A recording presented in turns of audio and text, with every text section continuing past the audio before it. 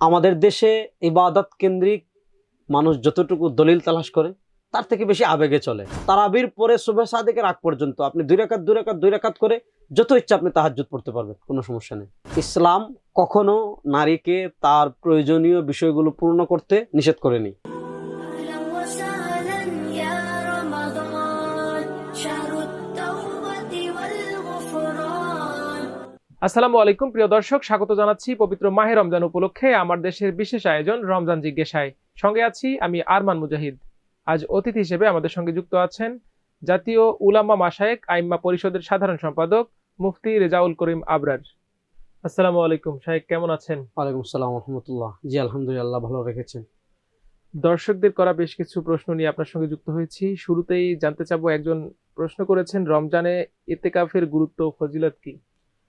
রমাদানের শেষ দশকের অত্যন্ত গুরুত্বপূর্ণ একটি আমলের নাম হলো ইতিকাফ। রাসূল করিম সাল্লাল্লাহু আলাইহি ওয়াসাল্লাম ইয়াতাকিফু ফিল আশরিল আওয়াখির মিন রমাদান, হাদিসে যেটা এসেছে রাসূলুল্লাহ সাল্লাল্লাহু আলাইহি ওয়াসাল্লাম রমাদানের শেষ দশকে ইতিকাফ করেছেন।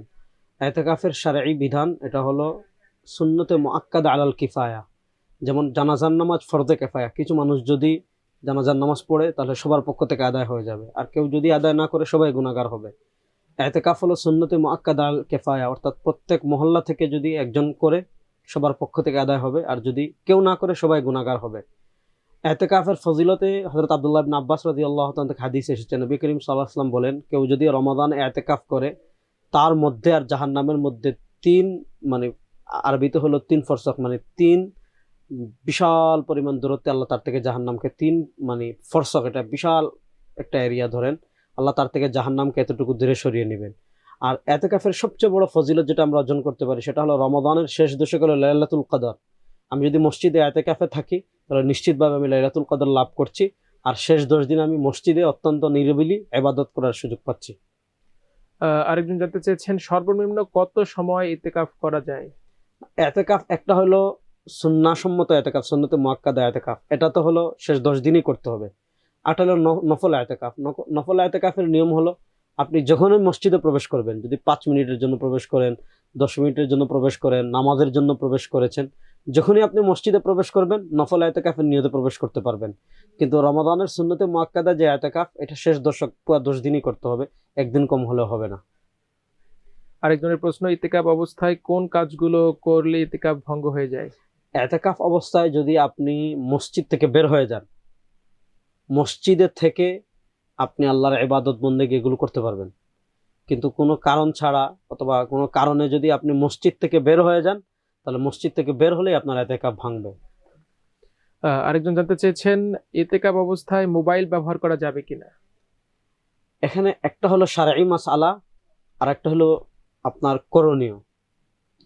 মোবাইল এটা তো একটা আবশ্যকীয় বিষয়, আপনার নানা কারণে আপনি মোবাইল ব্যবহার করতে হয়, কথা বলতে হয়, এবং মানুষের জীবনের একটা এখন আনুষঙ্গিক বিষয় মোবাইল হয়ে গিয়েছে।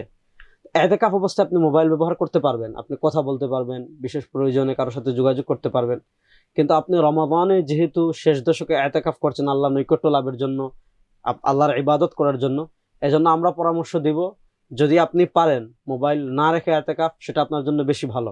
কারণ মোবাইল অনেক সময় ইতিকাফে ইবাদতের একনিষ্ঠতা যেটা আছে এটার মধ্যে বিঘ্ন ঘটায়, এটার মধ্যে নানা ধরনের সমস্যা তৈরি করে। এজন্য মোবাইল যদি রেখে আপনি মোবাইল ছাড়া ইতিকাফ করেন সেটা ভালো, কিন্তু যদি মোবাইলে প্রয়োজনীয় কাজ করেন, কথা বলেন, তাহলে আপনার ইতিকাফ নষ্ট হবে না, ইতিকাফ হয়ে যাবে, সমস্যা নেই। আরেকজন জানতে চেয়েছেন ইতিকাফ অবস্থায় হাঁস মুরগি বা পশু জবাই করা যাবে কিনা? দেখেন, আমি একটা বিষয় বলি, মসজিদ যেটা, ইতিকাফ তো মসজিদেই করতে হয়। ইন্নামাল মাসাজিদু বুনিয়াতুল ইবাদা, হাদিসে আসছে মসজিদকে বানানো হয়েছে আল্লাহর ইবাদতের জন্য। হাঁস মুরগি এগুলা জবাই করার জায়গা কিন্তু মসজিদ না। হ্যাঁ, আপনার বিশেষ প্রয়োজনে মসজিদে যদি আপনার খাবার খেতে হয়, আপনি যদি ইতিকাফ করেন মসজিদে তো আপনাকে খাবার খেতেই হবে, অথবা আপনি মসজিদে যদি দিনী তালিমে যান, তাবলীগে যান, আপনাকে তো খাবার খেতে হবে, আপনি তো না খেয়ে থাকতে পারবেন না। এক্ষেত্রে আপনাকে কখনো আপনি হাঁসও খেতে পারেন, মুরগিও খেতে পারেন। এখন প্রশ্ন হলো হাঁস আপনি মসজিদে জবাই করবেন কিনা। আমি যেটা বলেছি, মসজিদ বানানো হয়েছে ইবাদতের জন্য, দুনিয়াবি কথাও কিন্তু মসজিদে বলা জায়েজ নেই, সুতরাং আপনি মসজিদে হাঁস মুরগি এটা জবাই করবেন না। এখন প্রশ্ন হলো, মসজিদে যদি সিস্টেম থাকে, এক কোনায় বা এমন জায়গায় তারা সিস্টেম রেখেছে যে আপনি হাঁস মুরগি জবাই করতে পারবেন, তাহলে হাঁস এটা আপনি জবাই করতে পারবেন মসজিদে, যদি আপনি করেন এতেকাফ নষ্ট হবে না। কিন্তু একটা মনে রাখতে হবে, মসজিদে এটা হাঁস মুরগি জবাই করার জায়গা না। আপনার যদি জবাই করতে হয়, পৃথিবীতে মানুষের তো অভাব নাই, আপনি মসজিদের মুয়াজ্জিন বা খাদেমকে বললে তার বাহির থেকে কি করে দিবে, জবাই করে এনে দিবে। এজন্য আপনি হাঁস মুরগি এটা মসজিদের বাহিরে জবাই করবেন। হ্যাঁ, একান্ত প্রয়োজন যদি সিস্টেম থাকে আপনি জবাই করেন, আবার এতেকাফে কোনো সমস্যা হবে না। আরেকজন জানতে চেয়েছেন লাইলাতুল কদরের ফজিলত জানতে চাই।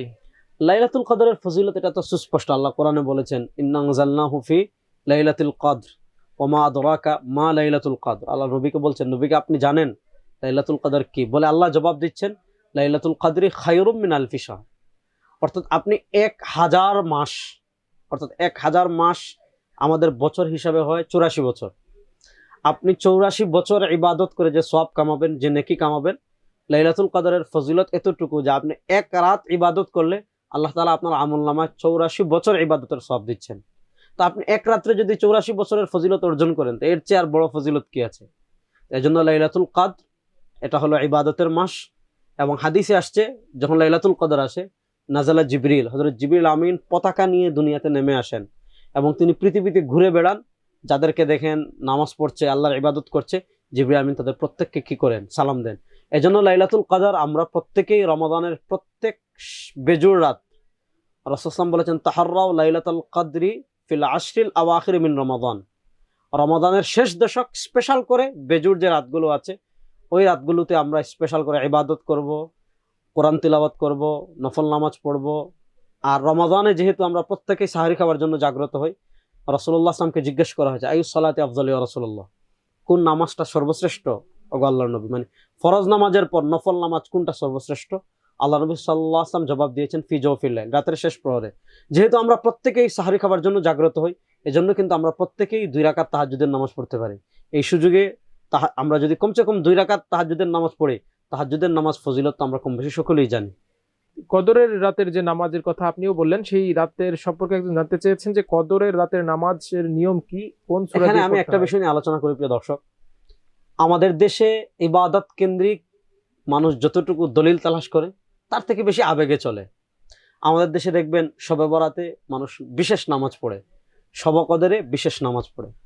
দেখেন আমাদের সালাফে সালেহিন যারা ছিলেন, এখানে আব্দুল্লাহ লাকনাবী রাহিমাহুল্লাহর কথা আমি বলতে পারি। তার একটা কিতাব আছে আল আসারুল মারফুআ ফিল আখবারিল মাওদুআ, সেখানে তিনি বিস্তারিত আলোচনা করেছেন।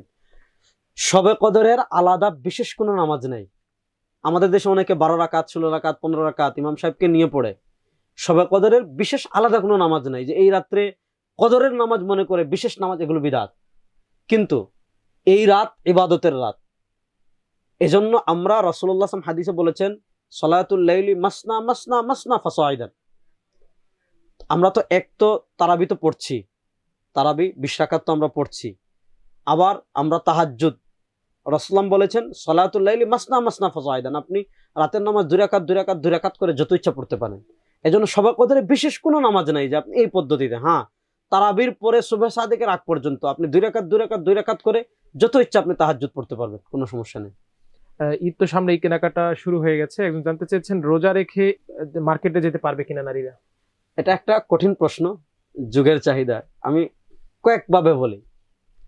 একটা হলো, ইসলাম কখনো নারীকে তার প্রয়োজনীয় বিষয়গুলো পূর্ণ করতে নিষেধ করেনি। তার প্রয়োজনে শরিয়ার সীমা রক্ষা করে ঘরের বাইরে যেতে নিষেধ করেনি। সাহাবা একরামের যুগে মহিলারা যুদ্ধেও গিয়েছেন, ব্যবসাও করেছেন, সবকিছু করেছেন। এখন প্রশ্ন হলো, ইসলামী শরিয়া বলে সফর পরিমাণ দূরত্ব, অর্থাৎ কেউ যদি, আমাদের হিসাব হলো 78 কিলোমিটার, 78 কিলোমিটার দূরে যদি কোনো মহিলা যেতে চায় তাহলে তার মাহরাম লাগবে। আর 78 কিলোমিটার ভিতরে যদি সে নিরাপদ থাকে তাহলে সে পুরুষ ছাড়া বের হতে পারবে। কিন্তু 78 কিলোমিটার বাইরে যদি সে যেতে চায়, অবশ্যই সাথে তার মাহরাম, অর্থাৎ যার সাথে তার বিবাহ বন্ধনে আবদ্ধ হওয়া জায়েজ নেই এমন একজন মহিলা, পুরুষ তার সাথে থাকতে হবে। এখন প্রশ্ন হলো, হযরত আলী রাদিয়াল্লাহু তাআলা একটা কথা বলে আমি আপনার এই প্রশ্নের জবাব দিই। হযরত আলী রাদিয়াল্লাহু তাআলা বলেছেন, লাইসাল ঈদ লিমান লাবিসাল জাদিদ, ইন্নামাল ঈদ লিমান খাফাল ওয়াঈদ। ঈদ ওই ব্যক্তির জন্য নয় যে নতুন পোশাক পরেছে। ইন্নামাল ঈদ লিমান খাফাল ওয়াঈদ, আল্লাহর ভীতিকে যারা জয় করে জান্নাত অর্জন করতে পেরেছে তারাই হলো কি, তাদের জন্য ঈদ। দেখেন রমাদান এসেছে কেন? লাআল্লাকুম তাত্তাকুন, যাতে আমরা মুত্তাকি হতে পারি।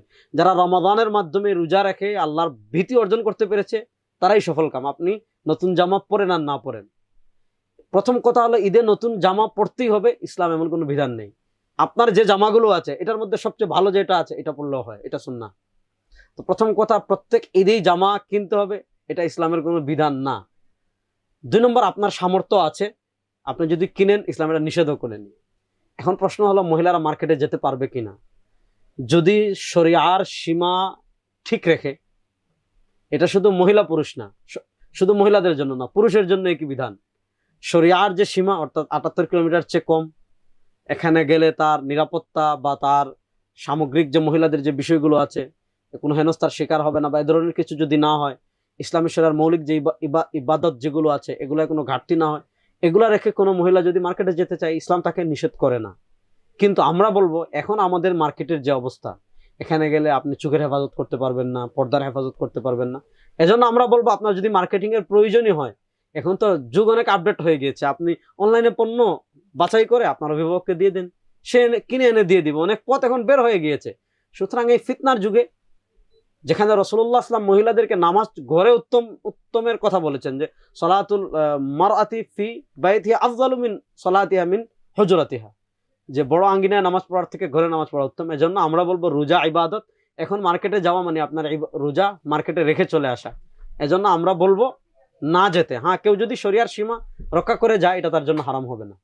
আরেকজন জানতে চেয়েছেন শাওয়াল মাসের রোজার গুরুত্ব ফজিলত জানতে চাই, নিয়ম কানুনগুলো জানাবেন। রাসূলুল্লাহ সাল্লাল্লাহু আলাইহি ওয়াসাল্লাম বলেছেন, মান সামা রমাদান, যে ব্যক্তি রমাদানের রোজা রাখবে, সুম্মা আতবা সিত্তা মিন শাওয়াল, এরপরে যদি শাওয়াল মাসের 6টা রোজা রাখে, আল্লাহ তাআলা তার আমলনামায় পুরা 1 বছর রোজা রাখার সওয়াব দিয়ে দিবেন।